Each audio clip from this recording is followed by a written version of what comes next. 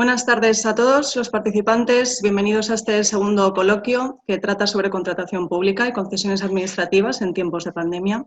En este caso se ha organizado este segundo coloquio de forma conjunta por dos despachos. De un lado tenemos GC Legal, que es un despacho transversal que aborda distintas áreas del derecho y fundamentalmente el derecho público. Y por otro lado contamos también con Ariño y Villar Abogados, que es un despacho de carácter más vertical, especializado en derecho público y en gran parte en contratación pública. Contamos hoy con tres ponentes, todos ellos abogados en ejercicio, con una dilatada experiencia en esta materia. Tenemos por un lado a José Luis Villar, que es socio director de Ariño y Villar, que es abogado, como decíamos, en ejercicio, y que también es profesor titular de Derecho Administrativo de la Universidad Complutense de Madrid. Buenas tardes, José Luis. Buenas tardes.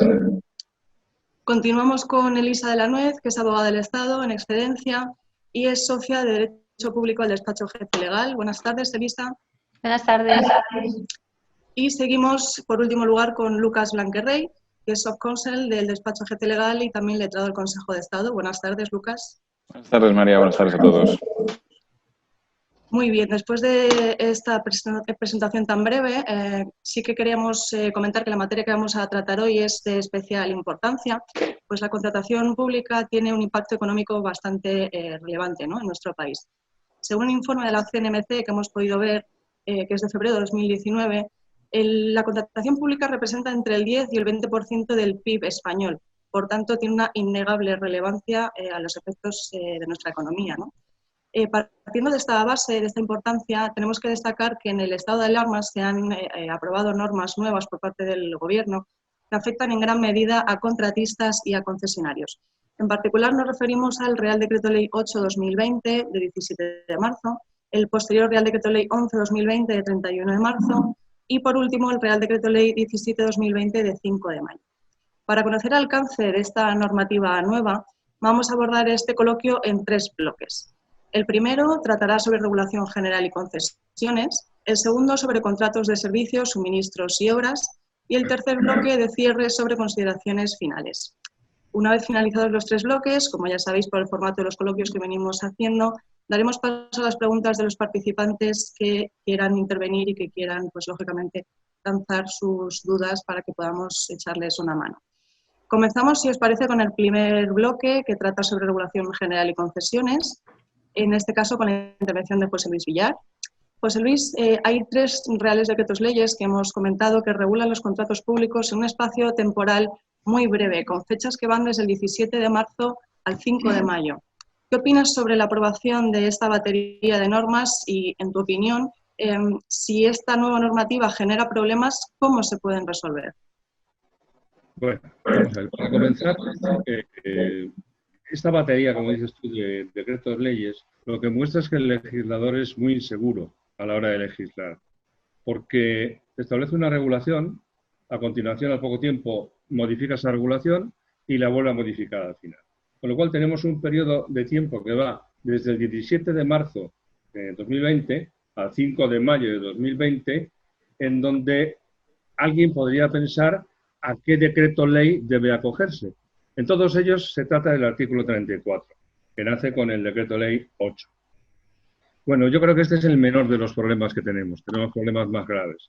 Es el menor de los problemas porque realmente si se entiende cómo funciona el mecanismo del que hablaremos a continuación, de la petición o reclamación de indemnizaciones en caso de suspensión de estos contratos, parcial o total, realmente hay dos fases en estas suspensiones.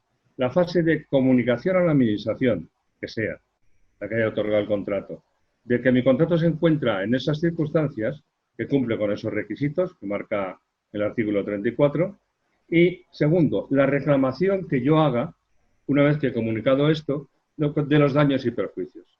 Yo creo que entonces aplicamos aquí un principio de llamarse de la norma completa. Es decir, en la reclamación es cuando yo digo, aplico esta norma, que es el 34, según la última versión, que es el decreto ley, el último de los decretos leyes que hemos visto, el decreto ley 17. En consecuencia, creo que no plantea en la práctica problemas, porque en todo caso siempre, tanto en la comunicación inicial como en la reclamación que se haga de daños y perjuicios, se citará el artículo 34. Y ese mismo artículo 34 el que se repite en cada una de estas disposiciones. ¿Y consideras, José Luis, que el COVID-19 puede ser una causa de fuerza mayor a efectos contractuales? Bueno, aquí entramos en harina otro costal y en problemas de mucho más calado. Para empezar, la fuerza mayor, voy a hablar de varios conceptos que son necesarios para entender todo lo que sigue. Voy a hablar de la fuerza mayor, voy a hablar del factum principis, voy a hablar del factum principis impropio, voy a hablar del riesgo imprevisible, del equilibrio económico. Comencemos por la fuerza mayor. La fuerza mayor es siempre un hecho, no una disposición de la Administración. Es un hecho tanto en la legislación administrativa como en la legislación civil. En la legislación civil se nos habla, en el artículo 1105, de sucesos que no hubieran podido preverse o que previstos fuesen inevitables. Habla, por consiguiente, de sucesos. Son hechos. En la contratación administrativa, bueno, también conviene decir que en la contratación privada, la fuerza mayor exonera del cumplimiento a cualquiera de las partes de sus obligaciones contractuales. A diferencia de lo que sucede en la contratación administrativa, en donde la fuerza mayor faculta a la parte que la sufre para pedir compensaciones a la Administración. En materia contractual, hay un artículo, que es actualmente el 138 de la Ley de Contratos del Sector Público de 2017, que se ha venido manteniendo desde el principio inalterado, en donde se enumeran los supuestos de fuerza mayor. Hace alusión, en todos los casos, a hechos, como he dicho. Por ejemplo, tendrán la consideración de fuerza mayor los incendios causados por electricidad atmosférica, los fenómenos naturales de efectos catastróficos, los destrozos ocasionados violentamente en tiempo de guerra, robos, tumultos o alteraciones graves del orden público. Bueno, todo esto la jurisprudencia ha interpretado que se trata de numerus clausus, es decir, que solo es fuerza mayor aquello que dice este precepto que es fuerza mayor. Pero yo aquí tengo que cuestionar esa jurisprudencia por varios motivos. El primero es porque el precepto en sí mismo no es claro. Me pregunto yo, en caso de incendios causados por electricidad atmosférica, ¿qué pasa si el incendio es provocado? Pues sí, consideras que al final la normativa quizá no cabría interpretarla de forma tan estricta y poder dar lugar a otros supuestos que lógicamente se puedan dar en la práctica, claro. De forma tan encorsetada, ¿no? Claro. Y luego, si en el apartado B habla de maremotos, terremotos, erupciones u otros semejantes. Cuando el legislador utiliza la cláusula de otros semejantes, está dando a entender que cabe una interpretación extensiva. Por consiguiente, yo manifiesto, por ahora, mi desacuerdo con esa doctrina que entiende que son supuestos tasados y solo esos. Con lo cual entenderías, en el caso concreto que nos ocupa, que el COVID o que esta pandemia sí que podría tener una cierta cabida, ¿no?, en estas causas de fuerza mayor. Pero hay más aún. Y es que al COVID, que es un hecho, es una epidemia, es un virus, al COVID se suban una serie de medidas adoptadas por el gobierno, las comunidades autónomas y los ayuntamientos para paliar los efectos de la pandemia. Bien. Entonces estamos en presencia de dos cosas. De una especie de totum revolutum, una especie de unicornio, que por un lado tiene una parte de un hecho, que es eso que podemos calificar de fuerza mayor, y por otra, lo que tiene también es una serie de medidas que hacen imposible, en parte o en todo, la ejecución de mi contrato. ¿Y nos podrías comentar, José Luis, en qué consisten brevemente esas medidas a las que aludes? Espera, porque yo aún quiero seguir aclarando conceptos. Esto en cuanto a la fuerza mayor. Vale. Hay otro concepto que es importante, que saldrá a colación aquí, es el de factum principis. Viene de la doctrina francesa del fait du prince, el hecho del príncipe. Y por lo que yo he averiguado, tiene su origen en un dictamen del Consejo de Estado, Lucas, de 1948, en donde se encontraron con la doctrina francesa, y claro, en aquella época no se atrevían a traducirlo como hecho del príncipe, no era procedente. Y a un letrado del Consejo de Estado bastante ingenioso se le ocurrió decir que aquello provenía de los glosadores y lo puso en latín. Factum. Esa es la historia del factum principis. Es el hecho, una actuación de una autoridad por la cual altera una situación contractual. Bien, hay dos clases de factum principis. El factum principis propio y el factum principis impropio. El factum principis propio es la decisión o actuación que lleva a cabo aquella administración contratante. Por ejemplo, si es el Estado, pues lo lleva a cabo el Estado. Si es una comunidad autónoma, una comunidad autónoma, y si un ayuntamiento, un ayuntamiento. Ese es el factum propio. El impropio es cuando, habiendo yo contratado, por ejemplo, con un ayuntamiento, hay una actuación del Estado. Es decir, de alguien que no es parte en mi contrato. Eso se llama factum impropio. ¿Nos podrías poner quizá un par de ejemplos para que los participantes puedan saber en la práctica cómo se puede encajar, ¿no? sobre estos conceptos que comentas? ¿Cómo se pueden encajar y cuáles son las consecuencias? Porque eso es lo importante. Por ejemplo, en un contrato que tengo con un ayuntamiento o que tiene una empresa con un ayuntamiento de limpieza, pues yo no puedo entrar a limpiar porque se trata de un colegio y los colegios están cerrados. Bien, ¿a quién es imputable el cierre del colegio? Al Estado. ¿Pero quién es mi entidad contratante? El ayuntamiento. Esto es lo que se llama un factum impropio, factum principis impropio. La consecuencia es que en caso de factum principis impropio, la legislación, todas las normas sobre contratación, lo que tiene es que yo puedo distinguir del contrato. Y en caso de imputante que me contrata, lo que tengo derecho es a una compensación económica. Esas son las consecuencias más importantes de esta diferencia de esas palabrejas factum principis propio o impropio. Pues te quería relanzar de nuevo la pregunta, José Luis. Las medidas especiales que comentabas de los Reales Decretos Leyes, ¿en qué consisten? Pues vamos a ver, las medidas consisten básicamente, si pudiéramos unificarlo, en compensar a los contratistas por la suspensión de sus contratos. Ya veremos que en cada contrato esa compensación se lleva a cabo de una forma distinta y en las concesiones administrativas de forma completamente diferente. De forma completamente diferente porque en las concesiones tienen un componente que no tienen otra serie de contratos, que es lo que se llama un plan económico financiero. Sí, ahora después comentamos sobre concesiones. Te quería comentar también si quieres añadir algo en relación a la cláusula rebus, que creo que comentabas antes. Sí, vamos a ver. La cláusula rebus es una cláusula que viene del derecho romano y lo que viene a decir es que las obligaciones se deben cumplir en tanto el contexto en el cual se desenvuelven esas obligaciones se mantenga estable. Rebus sic stantibus. Bien, cuando hay una inestabilidad en ese contexto, entonces entra en juego esa cláusula y puede exonerar o no del cumplimiento de sus obligaciones a los contratantes. Eso es la cláusula rebus. Llevada al derecho administrativo, todo lo anterior que he comentado, fuerza mayor, factum principis, se agrupan en una categoría genérica que se denomina riesgo imprevisible. Y en los casos de riesgo imprevisible, el contratista tiene derecho a ser compensado. Esa es la consecuencia básica. Sí, y volviendo, José Luis, a la aplicación de los Reales Decretos Leyes que se han adoptado en este estado de alarma, ¿esa adopción de esas normas excluye la aplicación del marco normativo anterior que ya tenía cada contrato o cada concesión? Pues ¿Es aquí compatible o no? ¿Cómo lo ves? Aquí ya entramos en problemas.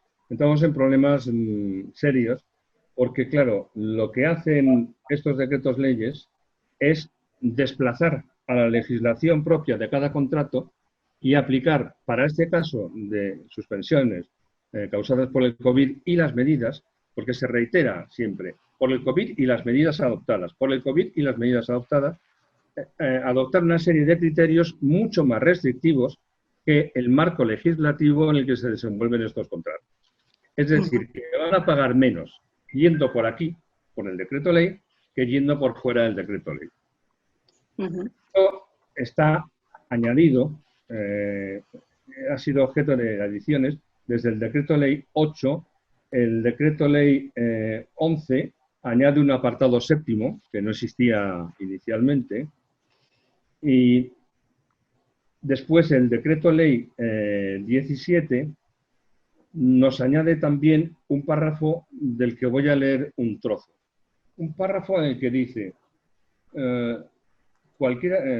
se aplica a todos los contratos, cualquiera que sea la normativa de contratación pública a la que estén sujetos. En estos contratos, y aquí lo importante, no resultará de aplicación a las suspensiones a que se refiere el presente artículo lo dispuesto en los artículos relativos a indemnizaciones por suspensiones de contratación en la normativa de contratación pública. ¿Qué quiere decir esto? ¿O cómo debemos entender este precepto? Pues debemos entenderlo en el sentido de que hay un desplazamiento solamente de las normas que se refieren a la suspensión de los contratos y sus efectos. Se sustituyen por las que da el artículo 34 de los decretos leyes. Perfecto, perfecto. Pero, bueno, hablaremos cuando entremos en concesiones, veremos sí, que... te iba a preguntar justo ahora para dar paso a la materia de concesiones. Hablando de ese régimen previsto, ¿en qué consisten estas nuevas medidas, estas nuevas normas que se han adoptado en el marco del estado de alarma? ¿Cómo afectan a las concesiones?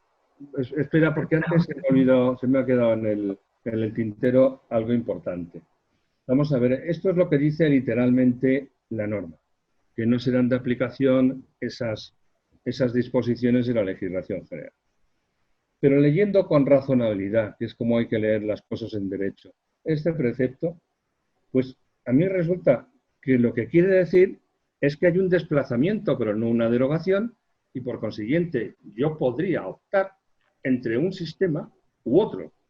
Es decir, o me meto por el sistema de los reales decretos leyes, o me salgo fuera y me voy a la legislación que constituye el marco normativo de mi contrato.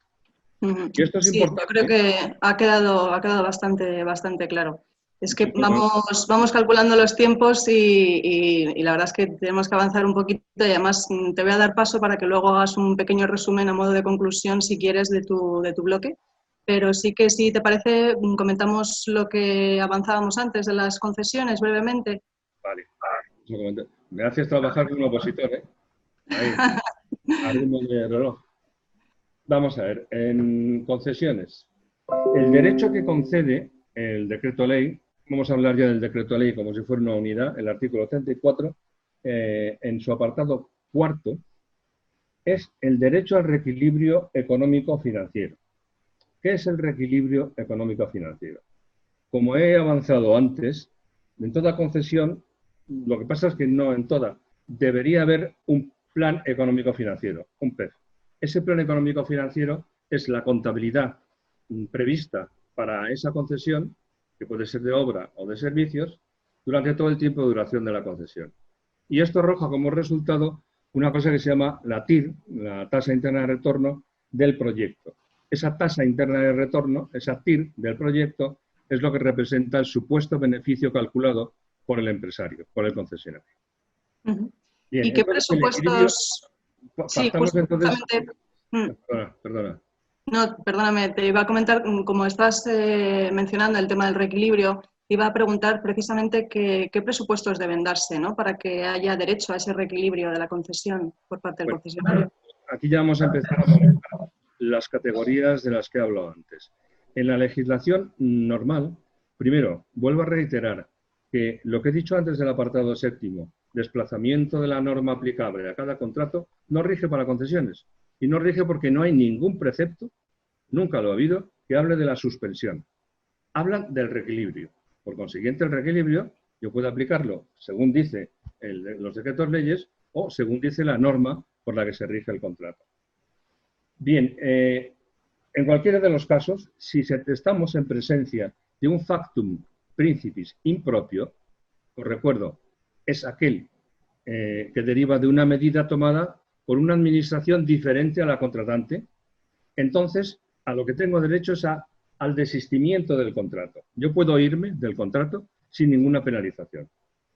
Pero si estamos ante un factum, como es el caso de una medida propio, un factum puro, tomado por una decisión que coincide con la entidad contratante o ante un caso de fuerza mayor, cualquiera de estos dos supuestos, lo que tengo derecho es al reequilibrio económico del contrato. Es decir, a que me indemnicen por los mayores gastos en que haya incurrido o los menores ingresos que me haya producido esta situación. ¿Mayores gastos? Pues mira, lo tenemos en el caso de una concesión de hospitales. Pueden haber necesitado, en esta situación, tener más medios y tienen más o menos los mismos ingresos. Disminución de ingresos, el caso claro, el de las autopistas de peaje o autovías. Por consecuencia de todas estas medidas, ha habido mucha menos circulación, por consiguiente, menos ingresos para los concesionarios. Estos son los supuestos. Es difícil, si vamos Yo por creo que fuera... se está fallando un poco quizá la cobertura. Sí, No, se oye un poco mal. el resto de panelistas, sí. A veces hay interferencias, José Luis. Pero bueno, si quieres por acabar brevemente, coméntanos... los signos no lo manejo. Coméntanos si quieres brevemente, bueno, algo que quieras destacar de lo anterior a modo de resumen, teniendo en cuenta que ya llevamos 25 minutos y todavía queda bastante por delante. En vez de hacer un resumen, voy a destacar algo en lo que no he tenido tiempo de entrar, que es Perfecto. Que la norma habla de la suspensión, el decreto ley, total o parcial de la concesión. Bien, ¿qué quiere? Una suspensión total es evidente, no puedo hacer nada. Bien, ¿qué quiere decir una suspensión parcial? Es parcial en cuanto a la materia, por ejemplo, una concesión que conlleve limpieza de calles y recogida de residuos. Eso está claro. Pero si solo tengo un objeto, ¿qué significa parcial? Pues también se puede aplicar al tiempo. Es decir, es parcial cuando me quita un trozo de ingresos durante un tiempo X. Ahí yo entiendo que se da una suspensión parcial en cuanto a la operatividad de mi concesión. Y, por tanto, tendría derecho a solicitar el reequilibrio económico-financiero. Ya, como me debo haber consumido mi tiempo y un poquito de alguien más... Sí, sí. No, ha quedado muy claro, muy ilustrativo, José Luis. Muchísimas gracias. Si os parece, damos paso al segundo bloque, que tratará sobre contratos de servicios, suministros y obras, con la intervención de Elisa de la Nuez. Y quería preguntarte, Elisa, ¿qué régimen especial se establece en estas nuevas normas que se han adoptado en el estado de alarma para contratos de servicios y de suministros de prestación sucesiva? Vemos además que la normativa diferencia, y ahora después nos comentas, entre esos contratos de servicios y suministros de prestación sucesiva y de prestación única. Pero si te parece, empezamos por los de prestación sucesiva y nos cuentas un poquito qué régimen especial tenemos. Sí, bueno, pues siguiendo un poco con la exposición de José Luis, pues tenemos efectivamente unas normas específicas para cada tipo de contratos, entendiendo además una cosa que creo que es importante decir, que se supone que esto es en beneficio de los contratistas, ¿no? Lo digo porque dice José Luis, es que a lo mejor les viene mejor el régimen general, ¿no?, de la contratación pública. Sin embargo, la exposición de motivos del Real Decreto Ley lo que dice es, bueno, esto se hace para ayudar a los contratistas que se van a encontrar, lógicamente, en una situación difícil. Lo digo porque a efectos interpretativos hay que tener siempre un poco eso en la cabeza. Entonces, efectivamente, el Real Decreto Ley recoge diferentes soluciones o diferentes, digamos, alternativas para los tipos de contrato, lo cual también es lógico, ¿no?, atendiendo a su naturaleza. En primer lugar, tenemos los contratos de servicios o de suministros de prestación sucesiva que han podido verse alterados por la situación del COVID o por las medidas que han adoptado las administraciones públicas, ¿no? El supuesto típico, también lo ha comentado José Luis, pues tengo un servicio de limpieza, un servicio de seguridad o de mantenimiento de edificios públicos que están cerrados. Por tanto, lógicamente yo no puedo continuar con ese contrato. Puede ser además también una suspensión total o una suspensión parcial. Entonces, la norma lo que prevé es, bueno, ¿qué pasa en estos casos? Y entonces el remedio que diseña básicamente es el de la suspensión, ¿no?, que durante este plazo haya una suspensión del contrato y haya además una reparación de posibles perjuicios para el contratista. ¿Y cuáles son los presupuestos para que se aplique? Pues básicamente que se haya producido esta situación, digamos, de que yo no puedo realizar el contrato en los términos en que estaban previstos los pliegos, porque se ha dado esta situación, que es la propia situación de la pandemia, pero sobre todo las medidas derivadas de esa situación, ¿no? Volviendo al ejemplo anterior, si han cerrado las dependencias administrativas y yo soy un prestador de servicios de este tipo, lógicamente no puedo acceder a esas dependencias y no lo puedo desarrollar. Es verdad que la norma también establece algunas excepciones, que también son lógicas, por el tema de los servicios relativos a los productos sanitarios, servicios informáticos, pero digamos que la situación es esa. Yo no puedo seguir con la prestación de servicios porque básicamente se han dado esas medidas por parte de la Administración, ¿no? Uh-huh. ¿Y cómo se podría garantizar la continuidad del suministro o del servicio en su caso? Bueno, eso también es importante, claro, porque el problema es que, luego lo diré también un poco, cuáles son, digamos, el procedimiento para pedir esa suspensión, pero lo que ocurre también es que no solo yo voy a tener mi contrato suspendido, sino que probablemente tampoco se puede licitar, en caso de que mi contrato estuviese próximo a la finalización, digamos, el siguiente contrato. Entonces, en ese sentido, también hay una previsión de que mi contrato se pueda prorrogar para precisamente facilitar el que no haya ningún vacío, porque lógicamente al haberse paralizado también los procedimientos de licitación y los plazos administrativos, nos podemos encontrar con que pueda haber esa situación de vacío. Y la norma también permite que mi contrato, además de esa suspensión, que ahora si quieres hablamos un poco más en concreto de en qué consiste, nos vamos a encontrar con esa posibilidad de decir, bueno, además puede usted prorrogar para que no se produzca ese vacío hasta, digamos, un límite de 9 meses. Uh-huh.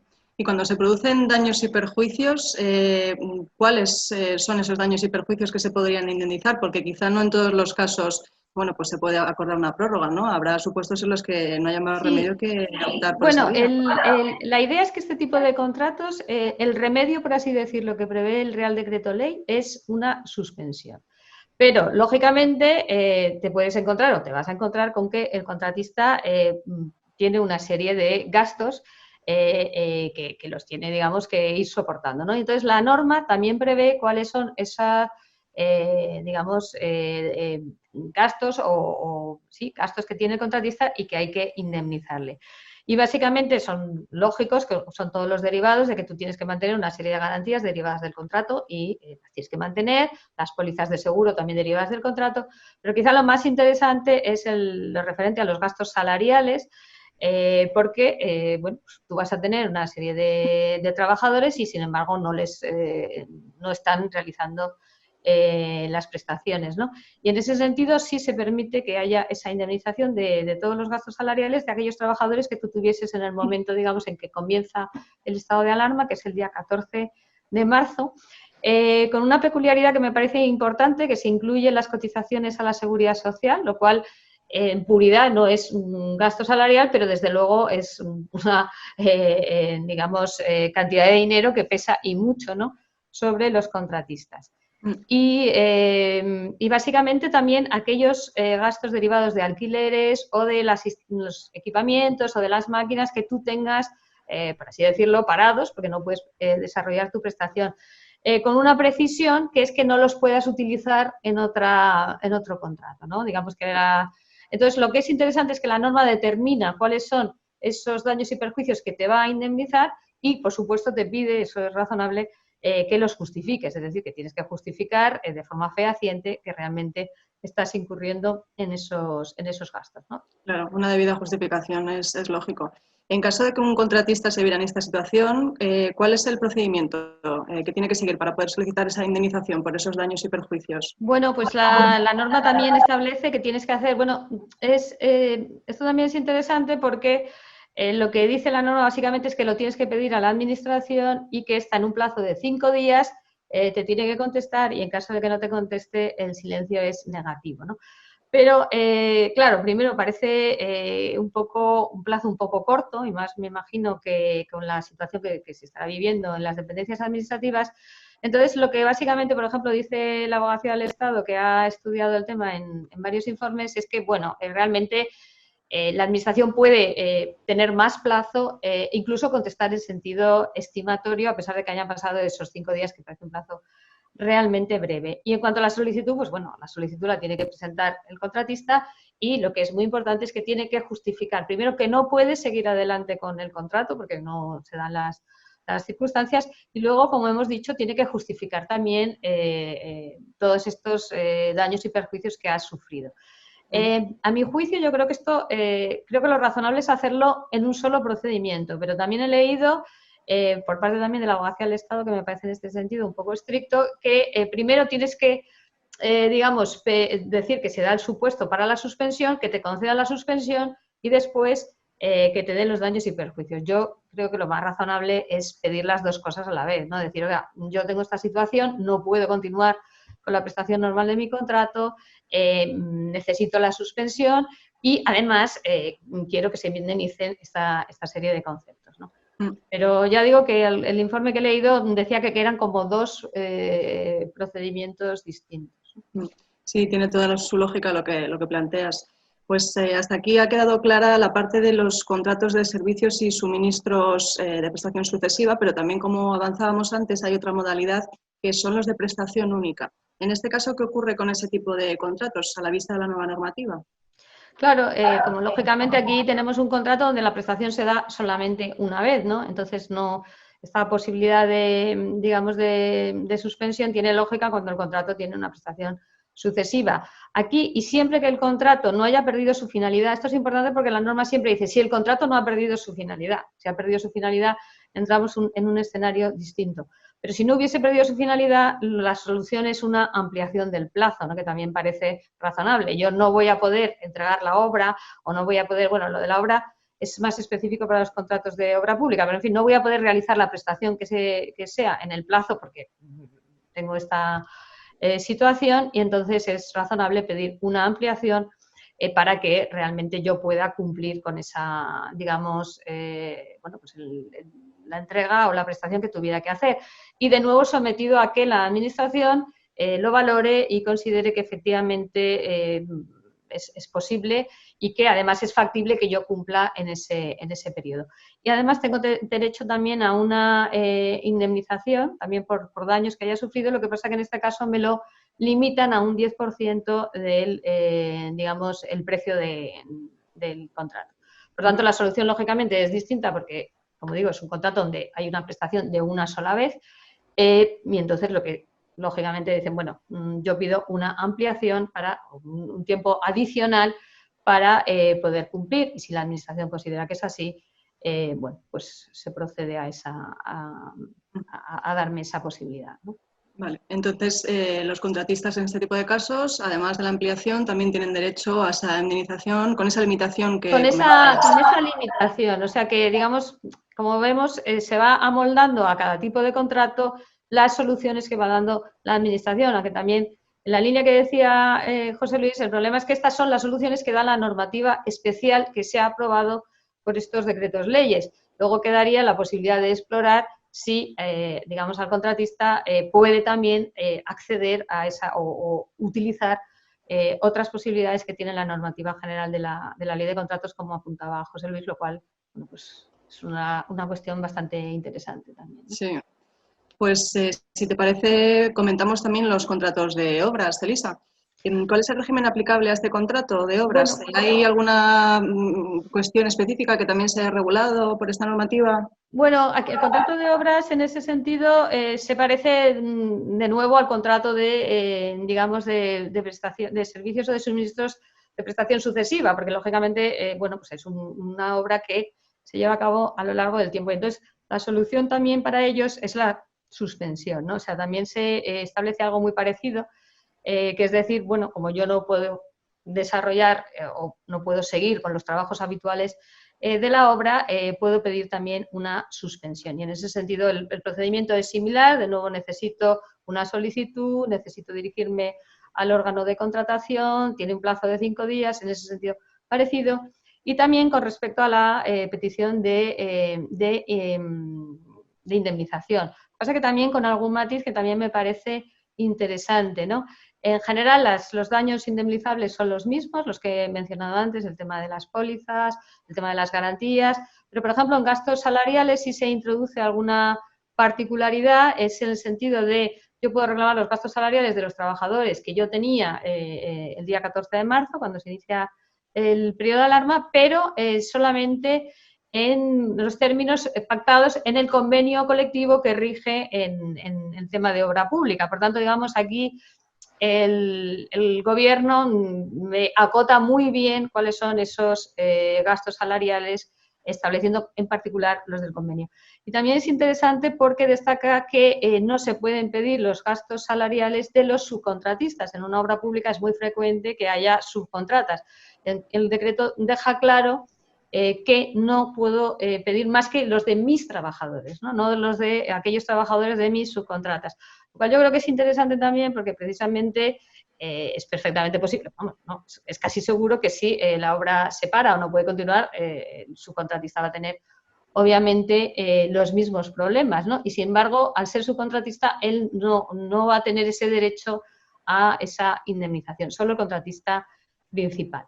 Y luego también es importante que se destaca el hecho de que tienen que estar al corriente de sus obligaciones laborales y sociales el contratista para pedir esa indemnización. Y otra cosa también me parece relevante, y tiene que estar al corriente de pago de sus obligaciones con el subcontratista. Es decir, se ponen, digamos, requisitos adicionales a los contratistas de obras públicas más estrictos que los que veíamos en los contratos de servicios o de suministros, bueno, y se acota un poco más el tema de los daños, ¿no? Es más estricto. Y quizá también por comentar alguna cuestión interesante que no hemos mencionado antes, en el tema de las suspensiones, bueno, lo ha mencionado un poco José Luis, el tema de las suspensiones realmente la idea es que este régimen especial desplace, ¿no?, al el régimen general de la ley de contratos en materia de suspensiones. Pero estoy de acuerdo con José Luis que esto tiene tiene su problemática, ¿no? Pero que desde luego lo que el Real Decreto dice y pretende, porque lo dice expresamente, es que se aplique este régimen de suspensión y no se aplique el régimen de suspensión general, que además contempla otro tipo o es quizá efectivamente un poco más generoso en materia de indemnizaciones. Pues yo creo que ha quedado muy clara tu exposición en relación con estos tres tipos, digamos, de contratos. ¿Quieres añadir alguna cuestión más, Elisa, por cerrar? Bueno, yo creo, sí, quería hacer una valoración un poco porque yo creo que un poco retomando la exposición de José Luis, lo que no parece muy razonable es que una norma que dice que es para solucionar y beneficiar a los contratistas, al final acabe siendo más restrictiva o, digamos, si se acude a esta vía, digamos, este es en peor condición que si acudieses a la legislación general. Se supone que es al revés, ¿no? Esto es para beneficiar al contratista, para solucionarle de una forma rápida una situación en que se ha podido encontrar, bueno, como todos, ¿no?, muy compleja de la noche a la mañana. Entonces, la reflexión es un poco hasta qué punto tiene mucho sentido que, digamos, estemos haciendo de peor condición al contratista que va por esta vía, que yo en eso discrepo un poco con José Luis. Creo que esta es la vía por la que tiene que ir el contratista que dice estar en esta situación, porque la norma es muy clara, ¿no? O sea, no es que yo puedo elegir, sino que realmente esta es la vía que a mí se me da. Pero la interpretación, lo que no parece razonable es que pueda llevar a la conclusión de que voy a estar peor por aquí que si hubiese ido al régimen normal de mi contrato, ¿no? Esto un poco como reflexión general porque me parece importante. Sí, pues la verdad es que nos viene muy bien porque da pie perfectamente para comenzar el tercer bloque, que además habla precisamente de esas consideraciones generales y sirve un poco de cierre, ¿no?, de esto que estamos comentando precisamente ahora. En este caso contamos con la intervención de Lucas. Lucas, te quería comentar los reales decretos leyes que ya hemos visto, ¿no?, que ya hemos comentado con José Luis, con Elisa, establecen un régimen jurídico nuevo, como hemos visto, que ya hemos abordado, en particular sobre la materia de la suspensión, ¿no?, los límites, el régimen de indemnización. ¿Tú crees que está justificada la elección de los conceptos indemnizables en este caso? Muchas gracias, María. Pues sin ánimo de ser salomónico con quienes me han precedido en el uso de la palabra, a los que respeto y aprecio personal y profesionalmente, la finalidad de este decreto ley, sobre todo del artículo 34 y de sus sucesivas reformas, a mí me genera, por una parte, las mismas dudas que ha expresado José Luis sobre el constante titubeo del legislador de urgencia sobre lo que tenía que hacer o dejar de hacer al respecto.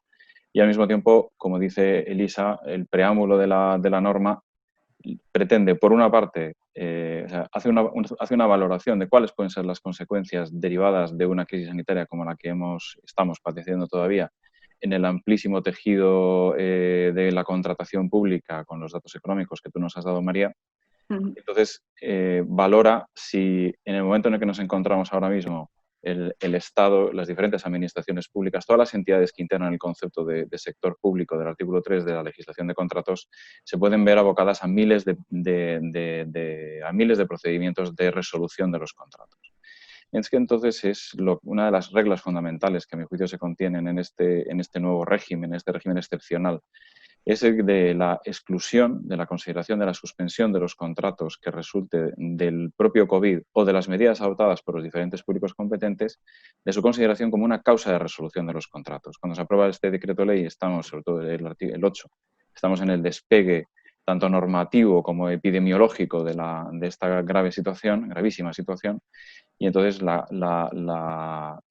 una de las grandes decisiones, aparte de ir estableciendo, como habéis diferenciado, cuáles son las distintas consecuencias que tiene este régimen jurídico en los diferentes tipos de contratos, pues entonces establece una regla clara que es la suspensión. Estas suspensiones quedan excluidas del régimen general de la legislación de contratos que en un momento determinado, si concurren ciertos requisitos, pueden generar la resolución del contrato usualmente en manos del contratista.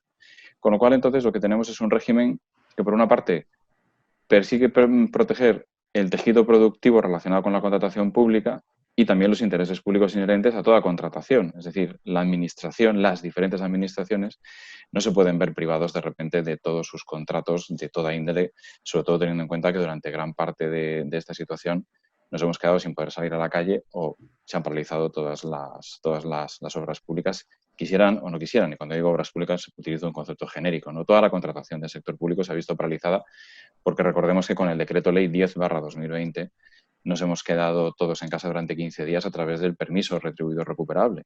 Todo, absolutamente todo se ha quedado paralizado. De tal manera que tiene una cierta lógica, pero en línea con lo que estaba diciendo Elisa y también José Luis, es verdad que la elección de los conceptos por parte de este decreto ley, a mi juicio es una elección un tanto peculiar. Quiero decir, está claro que el que aprueba la norma y la pone en el BOE es el que tiene bueno, pues el poder de disponer acerca del régimen jurídico vigente y de la situación en la que se encuentra la contratación pública en España.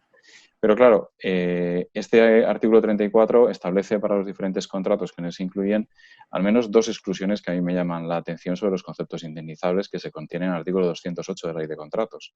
Por una parte, lo de los gastos derivados de la extinción de los contratos de trabajo, quizá porque está pensando también en el permiso retribuido recuperable, con lo cual podría tener una justificación. Y por otra parte, excluye el concepto del 3% del precio de las prestaciones que tendrían que haberse ejecutado durante el periodo de suspensión. Concepto que, sinceramente, no he acabado de entender cuál es la razón de su exclusión.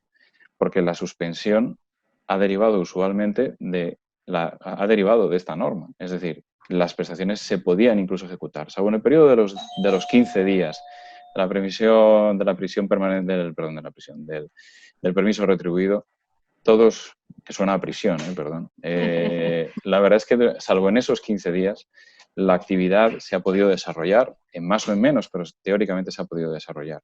Y la exclusión siempre y en todo caso, desde el momento de la suspensión, incluso de la parcial, de ese concepto, a mí me parece discutible. Y quizá en ese sentido, cuando decía José Luis, hacía una referencia a la posibilidad de acudir al régimen jurídico al que se sometían todos los contratos que se han visto específicamente afectados por este artículo 34, yo creo que la reflexión podría ir un poco en esa línea. Es decir, este artículo 34 se aplica, aunque luego comentaré alguna cosa, se aplica en principio a todos los contratos que la delimitación del ámbito subjetivo a mí también me parece complicadísima. Pero bueno, es la que es. Entonces dice, queda todo suspendido por causa del COVID o como consecuencia de una decisión pública de los diferentes niveles de administración que determinen la imposibilidad de continuar en todo o en parte del contrato, así a grandes rasgos. Y entonces, ¿qué resulta de esta norma? ¿Qué resulta de esta suspensión? Pues lo que resulta es una paralización no querida por parte de los contratistas, seguramente en muchas ocasiones, pero es la que es. Ahora, pueden acogerse a este régimen y exigir este régimen, pero cuando reciban la liquidación de estos daños y perjuicios en virtud del régimen de este artículo 34, tendrán al menos la legítima sospecha de que un concepto que estaba incluido en los pliegos y en la legislación aplicable les ha sido hurtado. Con lo cual, bueno, pues a veces también la victoria es para los valientes. Siempre cabe la posibilidad de que esa indemnización pueda interesar a determinados contratistas ser completada, por ejemplo, con alguno de los conceptos que ha sido excluido. Lógicamente es una hipótesis jurídica, pero no creo que sea enteramente descartable. Yo te quería comentar, Lucas, refiriéndonos a la suspensión que sí que contempla esta nueva normativa, ¿ves algún tipo de diferencia entre esta suspensión y la suspensión que ya se preveía previamente en el 208 de la Ley de Contratos del Sector Público?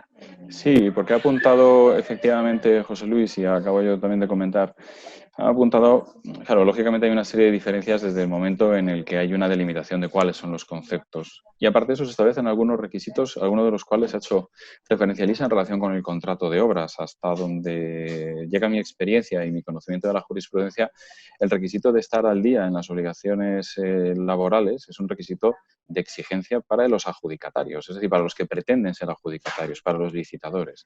Ahora mismo está planteado en el Tribunal Supremo, hay un auto que ha apreciado un interés casacional, no recuerdo exactamente cuáles son los dos momentos que eligen, pero si el momento en el que tiene que estar al día del cumplimiento de sus obligaciones, por así decir, laborales y de seguridad social, el licitador es el momento de la presentación de la oferta o el momento de la formalización del contrato. Si no recuerdo mal, esos son los términos. Pero una vez transcurrido ese momento, las vicisitudes de la vida empresarial pueden ser muchas y se pueden producir altibajos en relación con ese cumplimiento que en principio no tendrían por qué suponer una afectación a la ejecución misma del contrato. Claro que precisamente en una situación como esta, en la que se ha visto paralizada la actividad económica del país, uno de los elementos que elige el legislador en este artículo 34 como circunstancia obstativa para el reconocimiento de una indemnización en los contratos de obras sea que no estés al corriente de esas obligaciones, a mí me parece un poco que la banca gana. Perdón por los términos coloquiales. Es una situación muy complicada, la está siendo para todos y lo está siendo para los contratistas de mayor o menor tamaño. Exigir la observancia de ese requisito en estas circunstancias concretas a lo mejor se podría haber modulado en más, en menos, desde cuándo proviene ese incumplimiento, en qué términos se ha producido, si hay abierto un procedimiento de exigencia de deuda por parte de la Seguridad Social. Quizás se podría haber matizado. Introducirlo como un requisito obstativo al acceso a la suspensión, que puede ser verificado por la Administración, a mí me parece que es un requisito muy, muy exigente, quizá incluso demasiado exigente sin matices introducidos por parte del legislador en este artículo 34. En el caso de que un contratista esté disconforme con esa suspensión, ¿qué opinas? ¿Qué se puede hacer? ¿Qué puede hacer el contratista en su caso?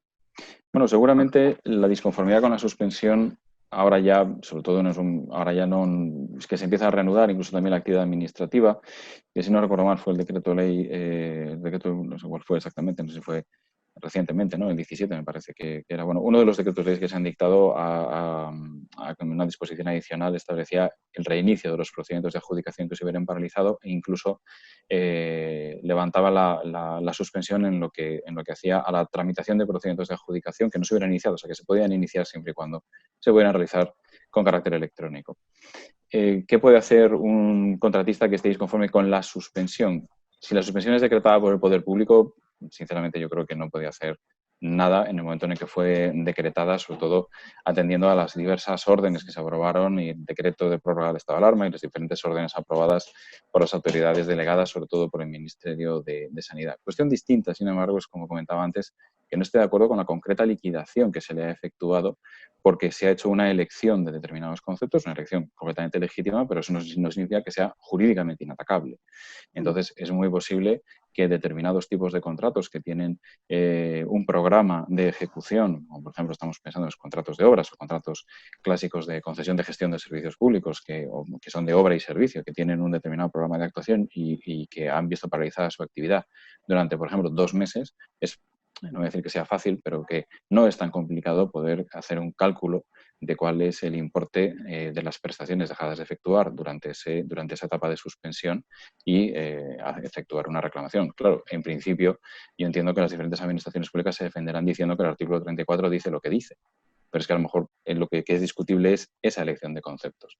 Lógicamente el proceso no será sencillo, pero bueno, ahí las medidas tienen que estar justificadas. No solamente basta con su publicación en el BOE, tienen que tener una justificación razonable. Y la pregunta es si tiene una justificación razonable siempre y en todo caso la supresión de alguno de los conceptos indemnizatorios que se contienen en la legislación de contratos. Pues Lucas, por último comentarte, teniendo en cuenta que los plazos administrativos se reanudan a la vuelta de la esquina, el 1 de junio, ¿cómo ves estas suspensiones del artículo 34? ¿Se rigen por la normativa especial o por la normativa general? Yo creo que desde el punto de vista de la exigencia de la indemnización de daños y perjuicios, en principio hay que estar a lo que dice el artículo 34, porque es la norma que, como bien decían tanto Elisa como José Luis, desplaza al régimen. Me basta con leer, por ejemplo, el artículo 34 en su apartado 1, sobre todo en su, perdón por la franqueza, prácticamente incomprensible apartado 7º, que lo que se dice es que esta norma se aplica a todos estos contratos públicos. Por cierto, tampoco sé exactamente cuál es la razón por la que el legislador ha decidido que contratos públicos son solamente los que llegan hasta una regulación en el año 2011, es decir, que todos los que estaban regidos por el texto refundido de la Ley de Contratos del año 2000 no se les aplica esta disposición y pensamos que ahí, por ejemplo, había contratos de gestión de servicios públicos de larga duración, con lo cual, bueno, pues es cuando menos sorprendente, al menos para mí. Y luego, por otra parte, se prevé expresamente la exclusión de las reglas indemnizatorias de determinadas normas vigentes que estaban incluidas, por tanto, en los pliegos. Es decir, la indemnización que se prevé en multitud de contratos que se han celebrado en este país con arreglo a determinadas normas ha quedado desplazada por este régimen indemnizatorio especial. Bueno, el hecho de que estas suspensiones se rijan por este artículo 34, todas las que ahí se contemplan, no significa que se desplace todo el resto del régimen jurídico. Es decir, la Administración recupera sus potestades exorbitantes y los contratistas recuperan su posición jurídica en plenitud de facultades. ¿Qué quiere decir esto? Pues que si hay dudas, por ejemplo, sobre la interpretación o sobre el alcance de estas disposiciones, hay una discrepancia de criterio entre entidad contratante o sea, entre la contratante y la contratista, pues lógicamente se ponen en marcha todos los mecanismos que existen en el ordenamiento, incluida además también, bueno, pues la intervención, en su caso, del Consejo de Estado o del Consejo Autonómico correspondiente de cara a la determinación de la interpretación del contrato, la potestad de resolución, etcétera, la modificación, en su caso, cuando existía. Quiero decir con esto que volvemos a la normalidad y también desde el punto de vista del conjunto de garantías que rigen en los procedimientos de contratación. Perfecto, Lucas, pues ha quedado muy claro. De Muchas tiempo gracias. vamos bien, un poquito ajustados, vamos a alcanzar 55 minutos de coloquio. Si queréis hacer de forma breve alguna consideración, traer a colación algo que se ha quedado en el tintero, que queráis aclarar, podéis comentar sin ningún tipo de problema. Bueno, yo quería comentar una cosa que es que se me había olvidado a mí también cuando lo ha dicho Lucas, lo de el famoso permiso retribuido. Efectivamente, se contempla como un concepto que no es indemnizable, sino que lo que permite es que, digamos, se le dé al contratista como un anticipo, ¿no? Porque tiene cierta lógica, porque como sabemos, este permiso al final lo que consiste es que de alguna forma te han adelantado un periodo de descanso y se supone que lo vas de forma obligatoria y después lo vas a recuperar, ¿no? Entonces, claro, en el ámbito de la contratación pública, expresamente lo que dice, no me acuerdo si es el 11 ya, uno de los Real Decreto Leyes es, bueno, esto yo se lo doy, pero ojo, porque es un anticipo, porque se supone que usted va a recuperar esa prestación por parte de sus trabajadores y, bueno, pues no es como tal un concepto indemnizable porque se supone que al final estos señores van a trabajar ese tiempo, ¿no? Entonces, sí se hace, se me había olvidado que se hace esa previsión expresa. Como vemos, el el Gobierno, a través del Real Decreto Ley, ha intentado, como han dicho Lucas y José Luis, acotar muy bien hasta dónde llegamos, ¿no? Y luego yo creo que también la otra reflexión importante es un poco, efectivamente, intentar excluir la resolución de los contratos como sea, ¿no? Eso está muy claro. La voluntad es mantener, en la medida de lo posible, toda la contratación, mantener el tejido productivo, mantener los empleos y mantener también la situación de la administración que necesita sus contratistas, ¿no? Y esa es un poco la finalidad de la... Sin duda. Pues creo que José Luis también quería comentarnos algo y además antes le ha premiado un poco con los tiempos, así que, como no, tienes la palabra ahora para comentar lo que quieras. Vale, no, era en relación al tema controvertido de qué es lo que pasa con el marco legislativo fuera de los decretos leyes. Bueno, primero, en el apartado 7º, lo que dice es que es extensible a todos los contratos, cualquiera que sea su régimen. Pero que no obstante esto, dice, no será de aplicación a las suspensiones a que se refiere el presente artículo. No será de aplicación ese marco general. Porque yo creo que ahí el legislador, desde luego, es el que tiene la sartén por el mango para redactar. Pero los destinatarios de esa norma sí tenemos la posibilidad de interpretar y de cuestionar la interpretación de aquello que quiso decir. Pero como lo dice tan mal, creo que es bastante cuestionable. Sí, sí. La verdad es que lo dice muy mal José Luis, porque efectivamente en ese apartado 7, que yo reconozco que además es uno de estos apartados que ha ido nutriéndose de contenido a medida que se aprobaban decretos leyes. Pero efectivamente, gracias por la corrección, lo que dice es que se aplica a todo. Leo a todos los contratos de obras, servicios, consultorías complementarios de los anteriores, a los contratos de concesión de servicios, de gestión de servicios públicos, etcétera. A todo, cualquiera que sea la normativa de contratación pública a la que estén sujetos con arreglo al pliego, dices, bueno, ya están todos incluidos, pero no se les aplican las suspensiones de los apartados 1 a 3 de este artículo. Entonces, se les pueden aplicar las del artículo 2, que son para servicios y suministros distintos de los de prestación sucesiva, las del apartado 4, que son obras y concesión de servicios, nos olvidamos de la concesión de obra pública, aquí ya entonces ya no cabe, y ahí, aparte de eso añade no solamente los del 1 y los del 3, sino que tampoco se les aplican los artículos, así en general, los artículos sobre indemnizaciones por suspensión de contratos en la normativa de contratación al texto refundido anterior de 2011.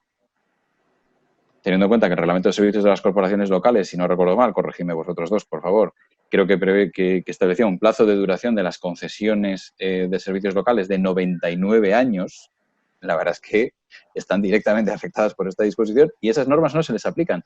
Pero claro, si no se les aplican las del apartado 1 y el apartado 3, y no se les aplican tampoco las propias, ¿cuáles se les aplican? Yo, sinceramente creo que es un tema... puede legislar, pero nosotros podemos interpretar. Y los jueces tienen la última palabra.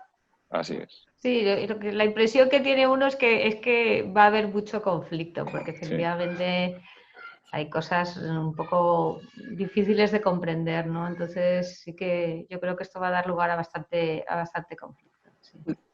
Pues si os parece, damos paso al turno de preguntas. Tenemos un par de preguntas aquí por parte de Alejandro Feria, que si os parece os las lanzo. Las tenemos aquí en el chat. Nos dice Alejandro, se ha discutido acerca de la adecuación legal de las figuras jurídicas utilizadas por el Gobierno para configurar y ejecutar el confinamiento, fundamentalmente el estado de alarma. Y nos pregunta, ¿sería descabellado denunciar estas irregularidades en las reclamaciones que se formulen a efectos de poder demandar posteriormente una responsabilidad del Estado legislador en el caso de que el Tribunal Constitucional estime que ha habido un exceso en la legislación especial aprobada? ¿Cómo lo veis? Vamos, un poco larga la pregunta, pero... Las dos cosas, no. Que se puede hacer una y otra. Pero vamos, en la misma acción en la que estoy reclamando yo unos daños contractuales, no tiene nada que ver con lo otro.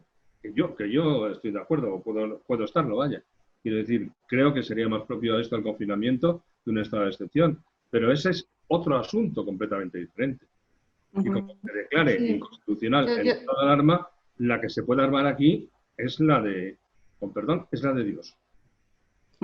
También nos pregunta Alejandro si, salvo que Elisa quieras comentar alguna cuestión. No, en el mismo sentido que efectivamente un gran debate ha sido efectivamente si estado de alarma o estado de excepción y si, digamos, el estado de alarma es suficiente para justificar las limitaciones que se han producido, en particular la del derecho a la libre circulación, pero yo creo que esto es independiente o un, digamos, caso distinto, por así decirlo, de lo que estamos viendo aquí, ¿no? Y yo creo que aquí lo que estamos diciendo es, bueno, la responsabilidad directamente derivada de la normativa que se ha aplicado. Que además esta normativa no esté amparada suficientemente o tenga un carácter inconstitucional o vaya más allá del estado de alarma, sería otra vía posible, pero bueno, aparte de la que estamos comentando, ¿no? Nos pregunta también Alejandro Feria que si cabría reclamar una responsabilidad patrimonial general al Gobierno por la falta de adopción de medidas preventivas que hayan podido agravar la propagación del COVID-19. Esa para Lucas. Vale, Lucas. Toda tuya. ¿Cómo? Es compleja esta. Una RPA. Claro, por eso te lo hemos pasado. Sí, vamos a ver. El tema de la responsabilidad patrimonial, sin duda, está a la orden del día porque hay toda una serie de medidas que son cuando menos discutibles. Algunas de ellas las he comentado en una charla anterior que tuvimos. Realmente la cuestión de los informes que sustentan la desescalada, etcétera, es una cuestión llamativa cuando encima bailan las fechas y entonces uno ya no sabe si se le han dado la razón antes o se la han dado después. Por eso incluso se plantea algún tema sobre el que yo creo que no hay nada especialmente escrito, que es un tema directamente de competencia. Claro, como el Tribunal Constitucional lo dijo en el año 2016, anclándose en un auto de 2012, que el Real Decreto por el que se declara el estado de alarma es una norma con rango de ley. Entonces esto significa que desplaza todo el ordenamiento jurídico vigente con independencia de cuál sea el rango. Y entonces, en la medida en que se ha introducido toda una serie de limitaciones o de restricciones a los derechos fundamentales que todos hemos padecido en nuestras carnes, entonces hay que entender que también incluso puede desplazar a las leyes orgánicas. Entonces, claro, si puede desplazar a leyes orgánicas, pues entonces también nos podemos encontrar simple y llanamente con órdenes ministeriales que dicen que son recurribles ante el Tribunal Supremo, cosa que Elisa y José Luis saben mejor que yo y también María, que en principio las órdenes ministeriales se recurren ante la Audiencia Nacional. Pero claro, lo que hay que entender es que hay un desplazamiento incluso también de la ley de la jurisdicción contenciosa administrativa y de los órganos competentes, cuestión que enlaza también, ¿por qué no?, con la ley orgánica del Poder Judicial. Claro, realmente para poder afirmar que existe una responsabilidad patrimonial en este ámbito y en relación con la desescalada, etcétera, hay que tratar de aquilatar muy bien la concurrencia de los requisitos que todos conocemos. Es decir, tiene que haber un daño que no tienes el deber jurídico de soportar, una relación de causalidad y un funcionamiento normal del servicio público o una medida extraordinariamente exigente para un determinado colectivo frente a la generalidad. Claro, son más de 300 normas seguramente aprobadas durante el estado de alarma. Ir caso a caso es lo más recomendable y no hacer una afirmación general. Yo no tendría mucha confianza en el que el Tribunal Constitucional vaya a decir que el estado de alarma ha sido inconstitucional, sinceramente. Pues tenemos bastantes preguntas y la verdad es que ya hemos pasado la hora del coloquio de hoy, pero vamos a intentar brevemente dar paso a todas las que podamos. Continuamos, si os parece. Paloma Allensa nos plantea dos cuestiones. Nos dice, respecto al mecanismo habilitado, ¿se consideraría una incongruencia que los contratos de la plataforma establezcan como procedimiento utilizado el de emergencia y la publicación del BOE conste como procedimiento negociado sin publicidad? ¿Qué opináis? ¿Me la dejas? Sí, claro. Elisa. Por eso escribí además en el blog Hay Derecho. Y llegué a la conclusión evidente de que eso es una auténtica chapuza. Es una auténtica chapuza porque además, bueno, de la forma que se ha publicado en el BOE, se ha llegado a publicar domicilio desconocido. Y está en el BOE. Eso no es un invento. 14 contratos, por lo menos, con domicilio desconocido. Esos contratos, si el domicilio es desconocido, ¿qué solvencia ofrece ese contratista? Porque hemos visto casos de suministro de respiradores o mascarillas que no sirven para nada. Y han sido millones de euros lo que se han gastado. Aparte, otra cuestión, si queréis, accesoria a todo esto, es que en el BOE ni siquiera se le llama procedimiento de emergencia. Se le llama procedimiento negociado acelerado. Quitar el acelerado. En fin, tanto, ¿no? Un despropósito. Pues la segunda pregunta de Paloma, que intentamos atender lo más brevemente posible, nos dice, justificados los procedimientos de contratación utilizado, ¿qué requisitos mínimos debe tener la justificación de las memorias para considerarse, y que valga la redundancia, justificados? Esa es una buena pregunta. Esa es una buena pregunta. Vamos a ver, el procedimiento de emergencia, o sea, el procedimiento de emergencia tal y como está configurado en nuestro ordenamiento, realmente lo único que requiere es la apreciación de la situación de emergencia por parte de la entidad contratante, la adjudicación express sin ningún tipo de control y luego la autorización del Consejo de Ministros. Hay que dar cuenta al Consejo de Ministros. El Consejo de Ministros puede paralizar una contratación de emergencia y es el momento en el que puede verificar si se ha hecho o no se ha hecho correctamente. El Consejo de Ministros tiene la facultad de echar atrás contrataciones de emergencia. Entonces, realmente, cuando estamos hablando de una contratación de emergencia, es que se va a caer un edificio y entonces hay que apuntalarlo. Entonces, llamas a Grúas García para que vaya y lo apuntale. Pero eso, o sea, ese es el supuesto típico. En este caso concreto, hay que hacer contrataciones de emergencia. ¿Por qué ha habido que hacer contrataciones de emergencia? Pues seguramente porque no se ha hecho una adecuada previsión de cuál podría ser el impacto en el ámbito sanitario, por ejemplo. Entonces, ¿se pueden hacer contrataciones de emergencia? Se pueden hacer. Hay que hacerlas siguiendo determinados requisitos y hay que observar determinadas cautelas también, porque hay que tener en cuenta que está en juego el uso adecuado de los fondos públicos.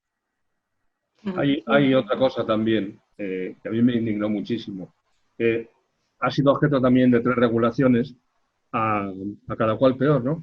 Y al final se ha acabado autorizando el pago anticipado de todo el contrato.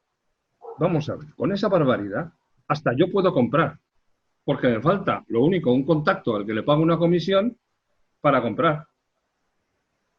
¿Quién va a fiscalizar esto? ¿Dónde está la intervención general? Es un control financiero, un control a posteriori, no un control preventivo.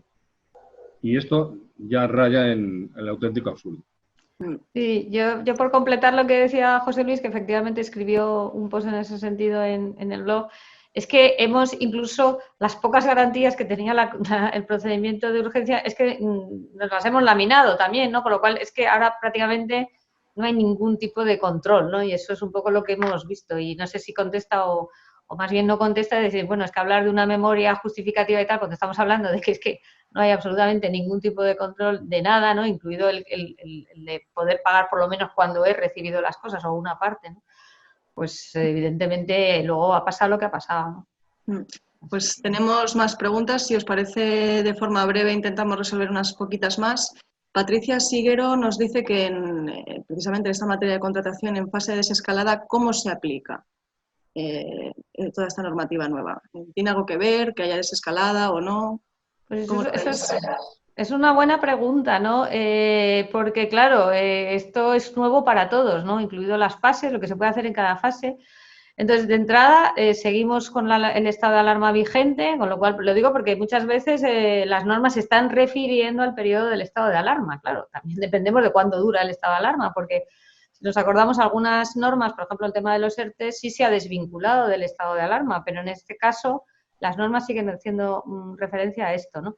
Esa es la primera duda. Y la segunda es la propia, digamos, cómo se esté realizando la desescalada y cómo está afectando a los contratos. Porque, por ejemplo, un caso fácil, ¿no? Si la desescalada me afecta porque yo no recupero, por así decirlo, estoy pensando por ejemplo, en contratos relacionados, por ejemplo, con la cultura, donde sigue estando limitado. A lo mejor me abren el museo, pero el aforo está muy limitado, ¿no?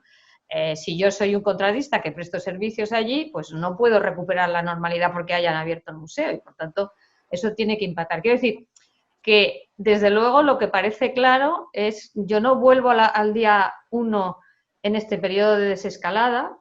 Normalmente voy a tener unos condicionantes que van a seguir estando ahí, ¿no?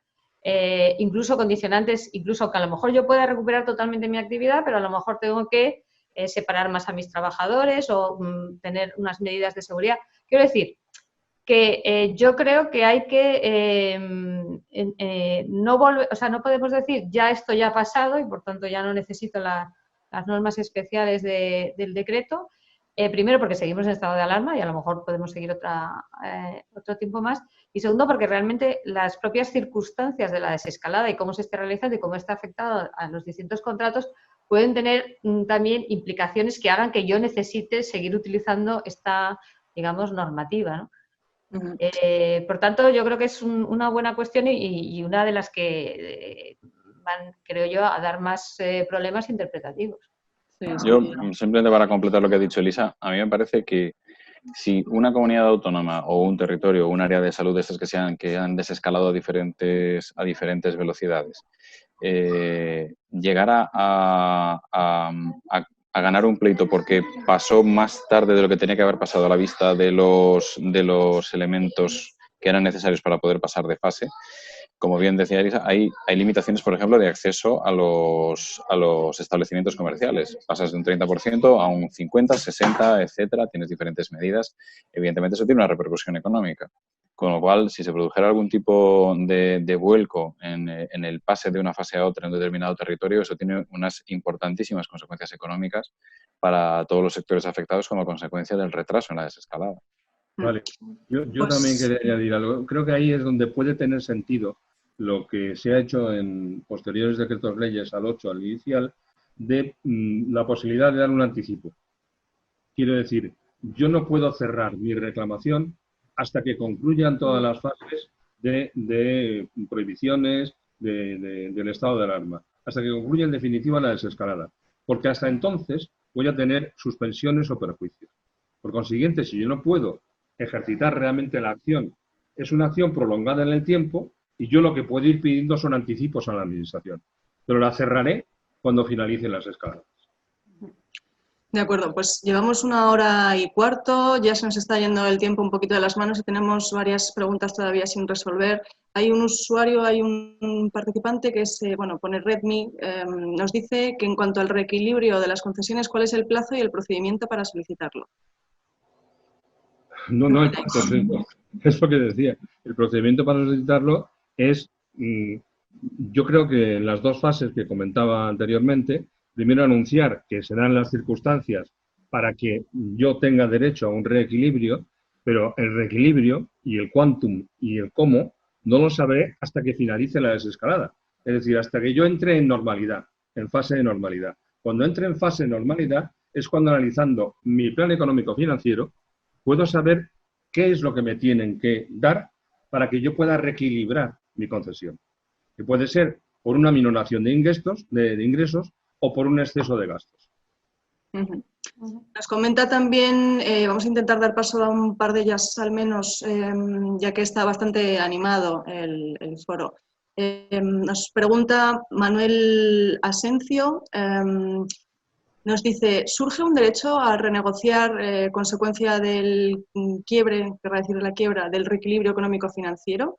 Y luego también nos pregunta, ¿finalmente el reequilibrio económico-financiero debe estar en una norma o se desprende de algún valor? Nos dice seguridad jurídica, solidaridad, por ejemplo.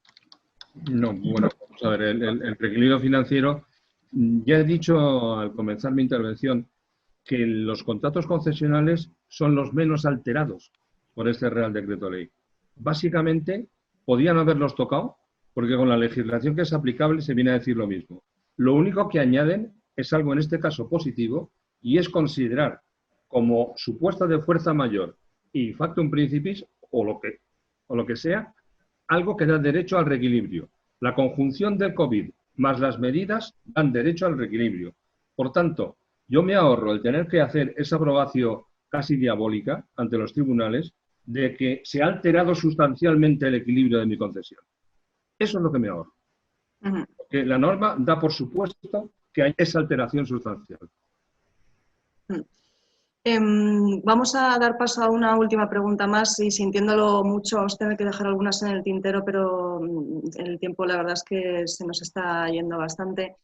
Mónica Sastre nos comenta, en las suspensiones de oficio a la Administración no pedidas por el contratista, no se podría acudir al 208 de la Ley de Contratos del Sector Público, que era el que comentaba además Lucas en relación con la suspensión, ¿no?, de los contratos.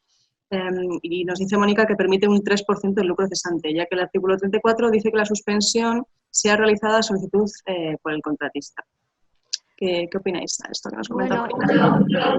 Lo que he visto, porque justo yo te digo que lo estuve mirando, hay varios informes de la Abogacía del Estado sobre el tema y justamente barriendo para casa dicen que aunque la suspensión sea de oficio, es decir, que no la pida el contratista, sino que la propia Administración considere que se da el supuesto, sí se haría el desplazamiento del 208, es decir, que entiende que no solo cuando lo pida el contratista, sino incluso aunque la Administración considere que se dan las circunstancias y haga suspensión de oficio, también se produciría la misma situación.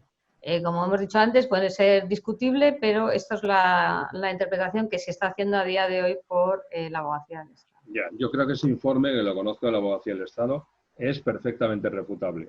No, si no digo que no, pero para que se sepa lo que... desplaza, según esa mare magnum de palabras que tiene ese apartado séptimo del 34, lo único que desplaza es a las suspensiones a que se refiere este artículo. Pensemos, ¿a qué suspensiones se refiere? A las que solicita el contratista. Luego no se refiere a las que acuerda la Administración. Sí, es perfectamente argumentable. Por eso he dicho que barriendo para casa, pero que hacen esa interpretación. Por tanto, la pregunta está bien traída porque efectivamente ya se ha planteado y se ha hecho esa interpretación, aunque luego sea susceptible, por supuesto, de ser refutada, como dices. Ya. Bueno, pues vamos a intentar seleccionar alguna pregunta más, porque la verdad es que estamos teniendo una participación muy elevada y se agradece muchísimo. Entonces, voy a seleccionar una más, si os parece, porque ya os comento que la hora se nos está yendo un poquito. Nos comentan por aquí, ¿puede un contratista también exigirme adicionalmente responsabilidad bajo el artículo 3.2 de la Ley Orgánica de Estados de Alarma, Excepción y Sitio? Eso es una responsabilidad no contractual, ¿no? Claro, eso es una responsabilidad distinta. Claro. O sea, claro, lo que prevé la ley orgánica y se reproduce también en el Real Decreto 463, que yo creo que en ese punto no ha sido modificado, es que se pueden solicitar indemnizaciones según la medida que se adopte y la incidencia que tenga. Es verdad, de todas formas, que la amplitud de las medidas, incluso en el estado de alarma, la amplitud de las medidas que se pueden adoptar para tratar de atender al fin perseguido, que es la protección de la salud pública en este caso, son tan amplias que no todas ellas, a pesar de que se utilice el concepto genérico de indemnización, no todas ellas tienen por qué responder al esquema de responsabilidad patrimonial de las administraciones públicas. Porque, por ejemplo, si lo que se ha acordado por parte de las autoridades competentes es una requisa de materiales, pensemos, por ejemplo, en la requisa de todos los elementos necesarios para fabricar geles de estos de bioalcohol para las manos, etcétera. O pensemos, por ejemplo, en la imposición de prestaciones personales forzosas.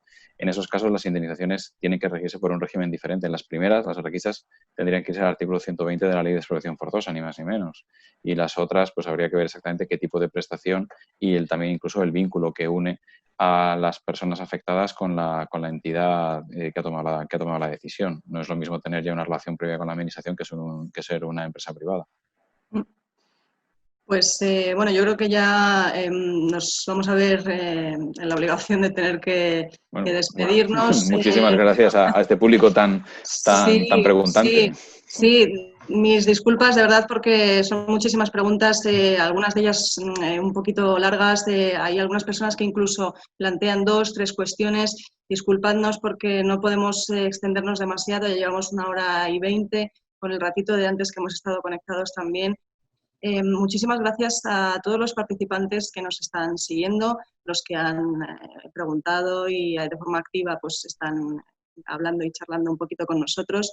Muchísimas gracias, lógicamente, a vosotros también. Ha sido muy enriquecedor este coloquio y, bueno, pues enhorabuena, porque la verdad es que todo muy claro. Y nada, ya sabéis, los 2 despachos que organizan este coloquio, GC Legal y Ariño y Villar, abogados, estamos a vuestra entera disposición por si queréis pues, trasladarnos alguna consulta o, pues bueno, lo que necesitéis. Muchísimas gracias de nuevo por la participación y esperemos que nos veamos en un próximo coloquio que sea tan interesante o más como este. Muchísimas gracias a todos y buenas tardes. Muchísimas gracias a ti. Gracias a todos. Buenas tardes.